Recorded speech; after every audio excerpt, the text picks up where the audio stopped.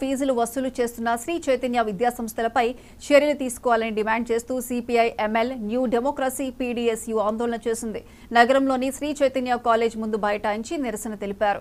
Fee దోపిడీపై CBI ఈడీతో విచారణ జరిపించాలని ప్రభుత్వాన్ని డిమాండ్ చేశారు. అనేక మంది విద్యార్థుల ఆత్మహత్యకు కారణమవుతున్న శ్రీ చైతన్య విద్యా సంస్థల్లో 2025-26 సంవత్సరానికి అడ్మిషన్లు నిలిపివేయాలని పీడీఎస్యూ విజ్ఞప్తి చేసింది.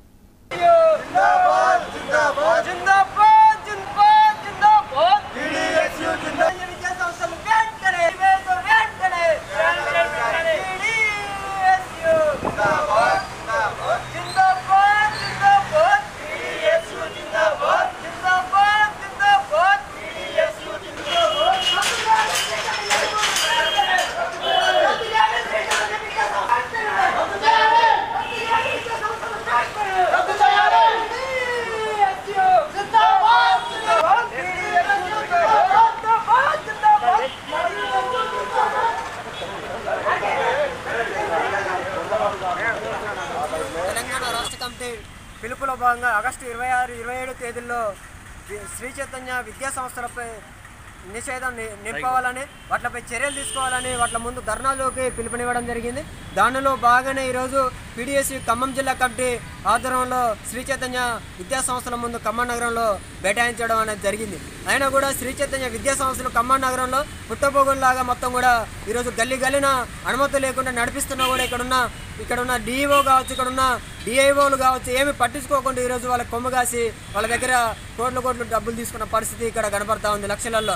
అయినా కూడా వాళ్ళకి మేము తెలియజేసినాం, డిఓ కావచ్చు, కలెక్టర్లకు కావచ్చు, అధికారులకు ఇక్కడ తెలియజేసినా కూడా వినతి పత్రాల ద్వారా మేము డిమాండ్ల ద్వారా ఇచ్చినా కానీ ఇంతవరకు స్పందించుకోకుండా ఈరోజు వాళ్ళకే కొమ్ము కాసిన పరిస్థితి ఈ తెలంగాణ రాష్ట్రంలో కావచ్చు, ఖమ్మం జిల్లాలో కనబడతా ఉంది.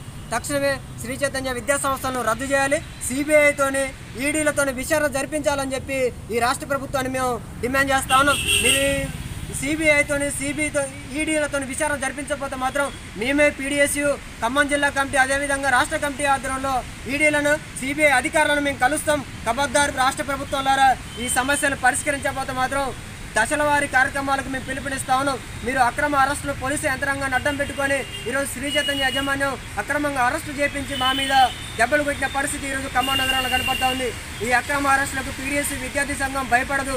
ఈ రోజు నుంచే మీ పతనం మొదలైందని చెప్పి ఈ సందర్భంగా ఇక్కడ ఉన్న ఖమ్మం జిల్లా శ్రీ చైతన్య యాజమాన్యాలకు మేము హెచ్చరిక జారీ చేస్తా ఉన్నాం. ఇప్పటికైనా మీ భవిష్యత్తును మార్చుకోండి, ఫీజుల నియంత్రణ చట్టాన్ని తీసుకొచ్చుకొని అధిక ఫీజులు వసూలు చేయకుండా ప్రభుత్వం నిబంధనల ప్రకారం వసూలు చేయండి. ఈరోజు మీరు ఆదివారాలు వస్తే గవర్నమెంట్ సెలవులు ప్రకటిస్తే ఈరోజు మీరు క్యాంపస్లలో విద్యార్థుల్ని కుక్కి చదువులు చెప్తా ఉన్నారు. వాళ్ళకి గింత కూడా రెస్ట్ లేకుండా ఈరోజు గ్రౌండ్ లేకుండా ఈరోజు విద్యార్థులు ఇబ్బందికి గురి చేసి విద్యార్థులు ప్రాణాలు తీసిన పరిస్థితి ఈరోజు ఖమ్మం నగరంలో కనపడతా ఉంది. ఇప్పటికైనా ఇక్కడ 3 మంత్రులు జిల్లా కలెక్టర్ స్పందించాలని చెప్పి